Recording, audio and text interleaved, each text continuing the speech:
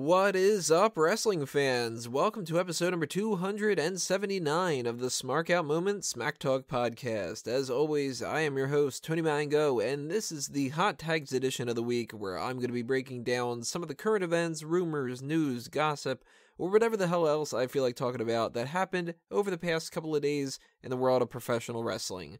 And obviously, we've had a huge couple of days over the past week, ranging from NXT TakeOver and WrestleMania and the Hall of Fame and the Raw after WrestleMania and the SmackDown after WrestleMania. So much stuff to take in.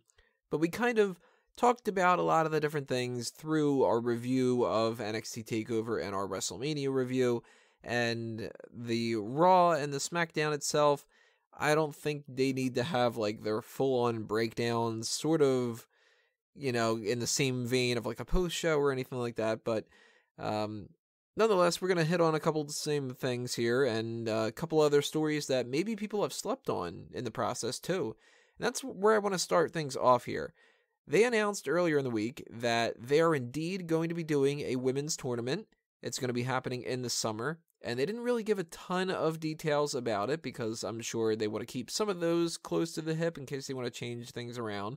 But they have said it's a 32 women tournament, which is good. I mean, I would have been okay with a 16, but I'd rather have a 32. They classified it as something called WWE Reimagined, which was this presentation for a business partner thing. And that's a little bit weird to me. But looking at why they had this whole summit, what they're calling it, it was a lot about diversity.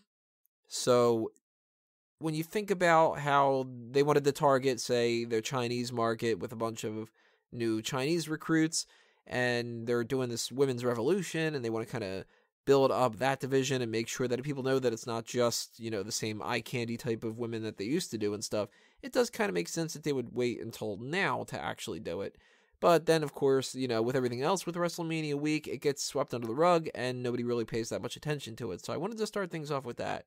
Now, not a single woman has been announced for it, but we can surmise that they might do the same sort of thing that they did with the Dusty Rhodes Tag Team Classic twice and with the Cruiserweight match. Yeah, with the one Cruiserweight match.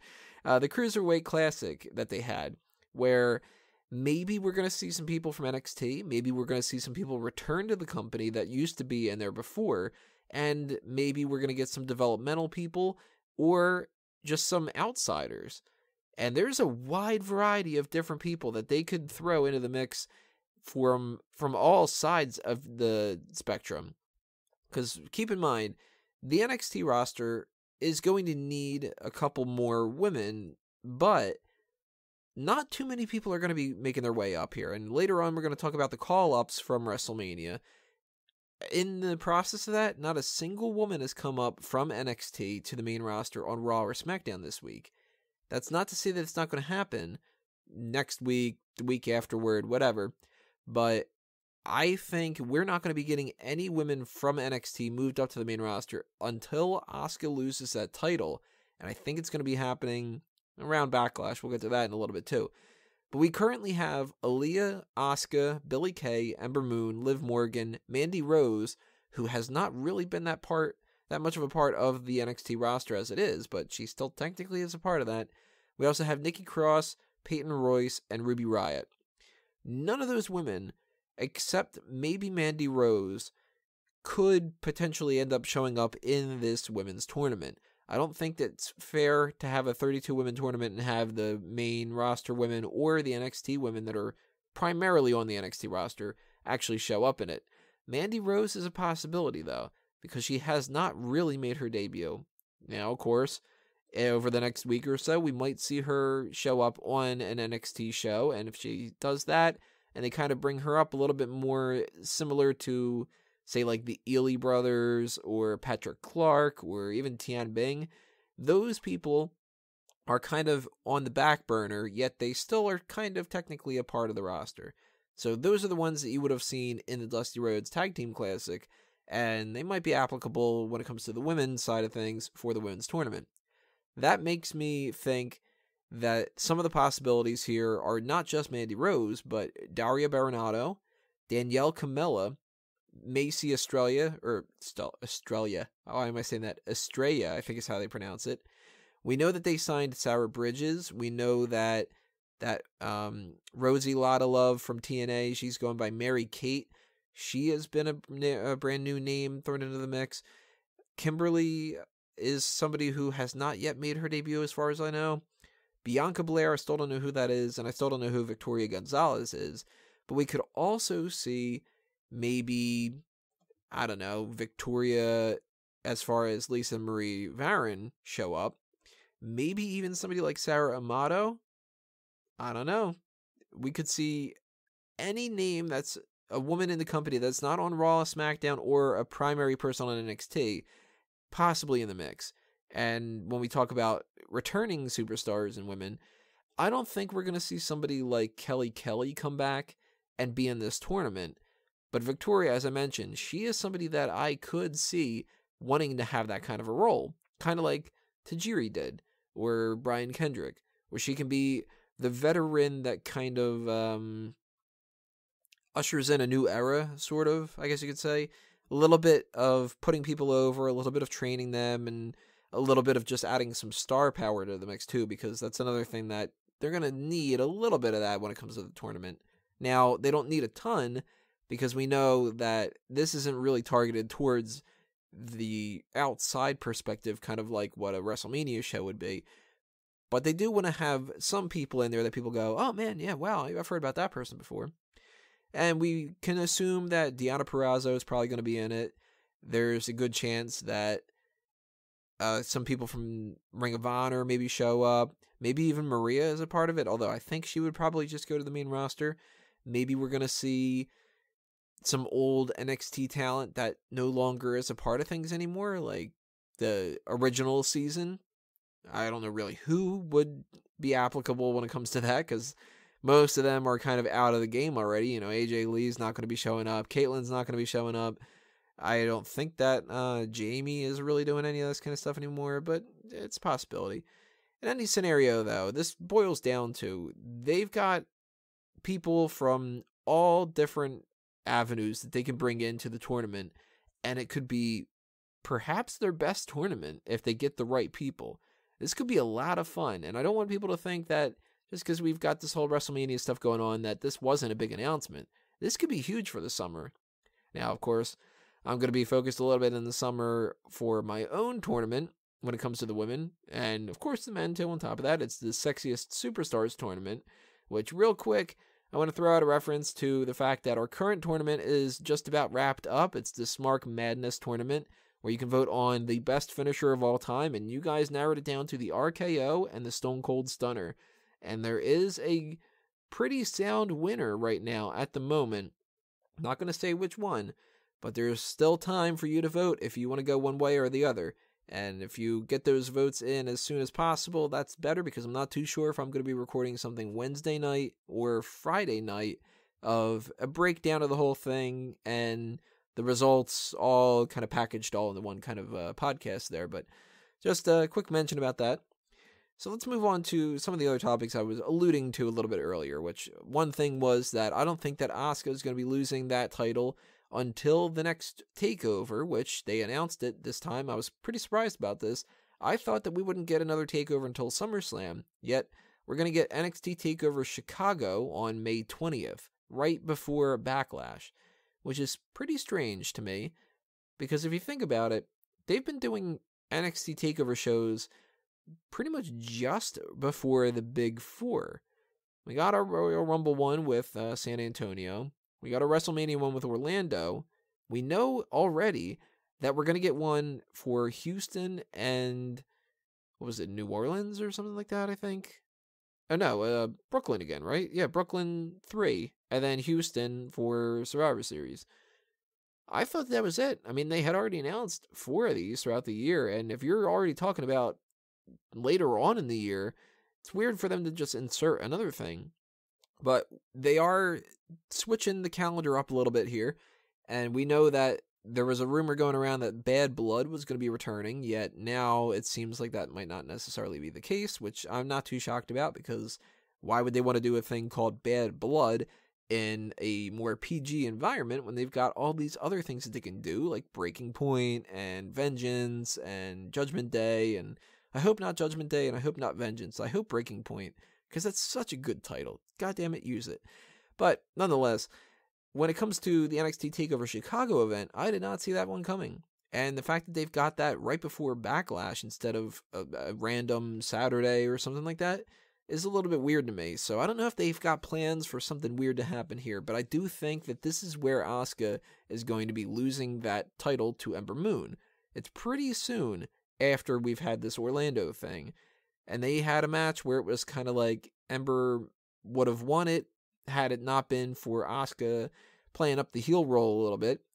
So you fast forward a little bit over a month. We're the 5th, technically, of April when I'm recording this right now, because I'm doing it at, like, midnight. And that could be the good time where Ember Moon wins the title, and Asuka then comes up to the main roster. And we don't know what's going to be happening over the course of the next month, because some things are going to be really different. But that NXT TakeOver Chicago event could play a huge factor in main roster call-ups.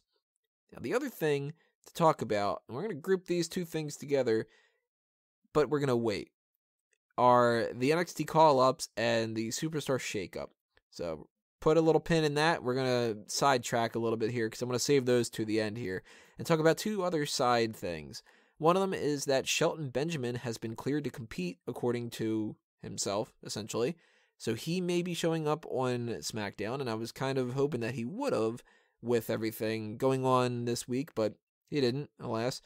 So maybe next week, maybe the WWE return is kind of on the shelf. I hope that's not the case, but we could see him on Raw or SmackDown, and I think between the two of them, SmackDown needs him a little bit more. And real quick, it's just a funny aside that I wanted to put out there before we get into the deeper talk, is that they had issues at WrestleMania 24 with the Undertaker's pyro at the end of the night causing a fire. Well, fast forward a couple years later, and the Undertaker's pyro at the end of the show caused another fire. WrestleMania stage caught fire for the second time, and I just find that funny. I hope that nothing really got damaged, because it was a beautiful set, but that's something that I didn't get a chance to talk about on our post-show, because I didn't actually know that it had happened at the time. And I think that it's a funny scenario, that it's like anytime Undertaker goes to Florida, and he's their pyro at the end of the night for WrestleMania, people are going to get, things are going to get caught on fire and stuff. I don't know. Something that made me laugh. But let's talk about those call-ups from NXT, and let's talk about this Superstar Shakeup. Now, that was announced this week on Raw. Vince McMahon came out, and he says, it's time to shake things up again, so we're going to have a Superstar Shakeup, and that's pretty much where he left it. We got a slight clarification from Talking Smack about a half an hour ago, where Shane McMahon was saying to Renee Young that it's essentially seems to be breaking down to trades, not draft kind of, I guess you could say just like picks. It seems more along the lines of that they might have just a few things that can get traded back and forth, a few wrestlers that can be traded back and forth depending on what Kurt Angle and Daniel Bryan, and of course, Stephanie McMahon and all that, and if you really want to not mince words here, what WWE officials like Vince McMahon and such, the creative team, want to do. But I wouldn't be shocked if this has very few trades. So I don't want people to get their hopes up that this is going to be another draft, because it isn't. They're not referring to it as a draft in any way whatsoever. I think the scenario behind this, and I might be wrong, is that they want to switch a couple people around, but they also want to leave themselves a little bit of leeway. So if they do a draft in the summer, maybe like right after SummerSlam or so, they can fix whatever errors they didn't see coming. This is kind of like a mid-year draft, sort of, even though it's not technically like the middle of the year or so, but we're sort of at the end of a season, and this would have been the perfect time for a Slammy Awards, since they didn't do it the end of last year. I don't know why they're holding off on that. It's kind of confusing me, but we do have this shakeup that is going to change quite a bit, I think. Nothing so far has been indicated as far as who might change brands, how many people are. They have said that everything is possible when it comes to even the champions and stuff. But unless we see something like the United States champion and the Intercontinental champion changing hands, I don't think that that's going to happen. I mean, the Raw and SmackDown tag team titles literally have the color of the brand on the strap. Those aren't going to be changing hands. And I don't think that they're going to say something like, well, you know, the SmackDown tag team champions are over on Raw, and the Raw tag team champions are over on SmackDown, or both of them are on the same show, or anything like that. That's just stupid. It's not going to happen. And there's a couple other people that I think are pretty safe as well, because they've kind of already indicated that matches are happening at the next pay-per-view, such as Bray Wyatt and Randy Orton, but maybe that's not the case. Braun Strowman versus Roman Reigns seems like it's pretty much set for Payback, which I am so nervous about, that this means that we're going to get that Roman Reigns Brock Lesnar WrestleMania event next year, and I do not want to see that happening whatsoever. But I wrote a whole article up about that. Check it out on eWrestling News. And I think it's safe to say that the Cruiserweight division is not going to be changing from Raw to SmackDown, although it's a possibility that maybe the whole division does. I doubt it, but they are staying on Raw, I think, because they also show up the hour after SmackDown. So it's like, what's the difference, kind of? And the women champions, I think, are going to stay on their brands, unless the title changes hands or something like that. I don't know. But I think that this boils down to, they might have specific ideas of where they want things to go, and that they want certain feuds to happen, and the only way that they'll happen is if they change brands from a couple different people. Very early on, I am trying to suggest a couple ideas of some shakeups that might be beneficial, such as maybe Sami Zayn goes over to SmackDown, and that would give him a little bit more vitality. Maybe in his place, you send over Apollo Crews, because he doesn't seem to be doing a damn thing. And I could see either Enzo and Cass, or maybe the New Day going over to SmackDown. But then who takes their place on Raw? Do we need somebody to take their place on Raw? We have the Hardy Boys, we have Sheamus and Cesaro, which I actually kind of thought that Sheamus and Cesaro would end up splitting in this shakeup. And it's a possibility, because we do know that they are the number one contenders to the Hardy Boys tag team titles, but we don't know when they're going to have that match. They could have it next week on Raw, and then they get split up, and we don't see the two of them in any more tag matches. It's a way to get around it. I'm kind of hoping that Gallows and Anderson stick with the opposite brand of AJ Styles, if AJ Styles is indeed a babyface now, because that's going to be a little bit confusing if they're on the same brand. And I really hope he stays on SmackDown, unless they don't have anything for him on SmackDown anymore, in which case, then move him over to Raw. And, you know, the whole scenario with this is very confusing, because it's a weird thing where if you were to switch, say, AJ to Raw and go, yeah, that's going to give him a whole lot of different feuds. Not if you switch those same people over to SmackDown. That's what's weird about a draft and the trade scenario in general. I want to see Randy Orton versus AJ Styles, and I want to see that for the WWE Championship. Can't have that happen if they're on separate brands. And another thing that sucks, you can't have AJ Styles as champion anymore if he's on the same brand as Brock Lesnar. Keep in mind, if Brock Lesnar keeps that title all the way until WrestleMania, we won't have a single other Universal Champion in that entire time frame. That means anybody on Raw is ineligible to end up winning that world title status.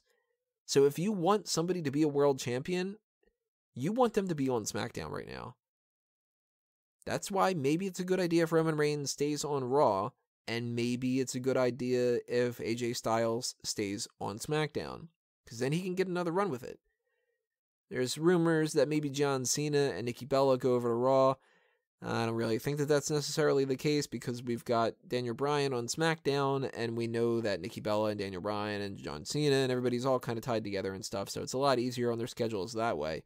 It's a possibility, though. I mean, they've broken people up in the past. And I don't think that any of the call-ups are going to be moving because they just showed up. But maybe, I don't know. And those people that are currently called up to the rosters right now are The Revival popping up on Monday Night Raw. And then on SmackDown, we've got Shinsuke Nakamura and Ty Dillinger. As far as a breakdown of what happened with those people, The Revival, if you missed Monday Night Raw and SmackDown, came out and they attacked the New Day after the match that they won with the New Day. So they are firmly heel still. There's no babyface pops going for them, but we do have two more babyfaces on SmackDown when it comes to Nakamura and Ty Dillinger. And those two are kind of on separate planes, I think. Dillinger, I think, is going to be firmly in the mid-card. And the reason why I think that we can jump to that conclusion, not only because he's admittedly not as big of a star as Nakamura, because Nakamura was the NXT champion twice, and Dillinger has never won a title. But look at their comparisons of the segments that they were in. Dillinger comes out and beats Kurt Hawkins. Shinsuke Nakamura follows up The Miz. The Miz has been gold, and everybody knows that he's been doing some great stuff. And even though they, oddly enough, did not have any kind of interaction whatsoever, which was stupid, and I think it was just a weird, the decision to have that segment is going to confuse the hell out of me, and it's going to be at least until next week before they clarify what's going on. Are those two feuding now or not? If they are feuding, that's a shit way to do it. If they're not feuding, what the hell did Nakamura come out during the Miz's thing for? It's very strange. But the Nakamura scenario, I think, for SmackDown or Raw, because he can move over, is main event status. He's going to be in on the upper mid-card or main event, depending on who he's going to be feuding with in the future and stuff like that. Whereas Dillinger, I think, is going to be the IC and US title level. Of course, IC on SmackDown. When it comes to on Raw, if he does move over and if we don't get a Universal Champion for months, the United States title is going to be elevated, which is good for the US title, but bad for everything else that comes along with the mix. So I think we can see the Revival as maybe the second biggest tag team on Raw based off of a push that's going on here. And I think there's a good possibility I'm wrong when it comes to Gallows and Anderson being on the opposite brand of AJ Styles. But Styles could be going over to Raw. I don't know. This is all, I'm talking in circles and stuff like that. And I probably should shut up and stop rambling. But I kind of look at the scenario as this. The Revival shouldn't be on the same brand as Gallows and Anderson. And we need at least one new tag team on SmackDown to kind of freshen things up a little bit. I'm hoping that it's Enzo and Cass more so, because I don't think that Enzo and Cass, the New Day, and the Hardy Boys can survive on Raw. I think that it's past the point now, especially if we do keep Cesaro and Sheamus. Those four babyface tag teams, there's no room for them. SmackDown needs another babyface tag team. American Alpha can't do this all on their own. I would like to see maybe Heath Slater and Rhino move over to Raw, and Enzo and Cass go over to SmackDown. That would help out quite a bit, I think. Slater and Rhino are sort of jobbers now, kind of, and they can split up, and it's not going to be a big deal and all that other kind of stuff, and we've seen the most of what they can do on SmackDown. They already were the tag team champions. They already feuded with everybody. Who gives a shit at this point? Then maybe we can see some kind of shuffling of the mid-card or so. I still think Sami Zayn going over to SmackDown is almost a guarantee. And somebody like a Baron Corbin and him can be feuding. Somebody like Apollo Crews going over to Raw, maybe we can freshen things up a little bit for him, and maybe he can start some kind of a feud with some different people. Mojo Rawley maybe going to Raw. I don't know. I'm very excited to see what they do with Shinsuke Nakamura, though, and I think that he is staying on SmackDown for the foreseeable future, actually. I don't think he's going to be going anywhere anytime soon, and I think that there's a couple reasons why. I think he's somebody that you kind of need to manage a little bit, and this is the land of opportunity, as they were calling it, where you can focus more on his in-ring work, and he doesn't have to be an over-the-top personality on the mic as much. And that's where Raw kind of stands out a little bit. SmackDown's more about the in-ring work. Raw is more about the personalities and stuff. A couple feuds in the future that he could be having that could be interesting, depending on who switches over and stuff like that. Of course, if Styles is not a babyface, he's somebody to watch out for with Nakamura. The Miz could be pretty interesting. I don't really know where they would go with it, but hey, it's a possibility. Baron Corbin might be kind of cool. Maybe even Dean Ambrose if he turns heel. I'd love to see those two fight each other. We could see possibly down the line John Cena, but I highly doubt that's going to happen. All of it's sort of in question right now. And I want to know what you guys have to say about the superstar shakeup, the call-ups to the roster. Where'd you like to see these people going in the future? What do you think is a good projection of what we might have that's positive or negative from the next couple of months? How is this going to factor in with Money in the Bank, too? Because that's something to keep in mind. That's a SmackDown exclusive thing. And if somebody moves off of SmackDown, they're not going to be Mr. Money in the Bank. What would you like to see at NXT TakeOver Chicago? And who do you think could be great people to add into the mix for the women's tournament?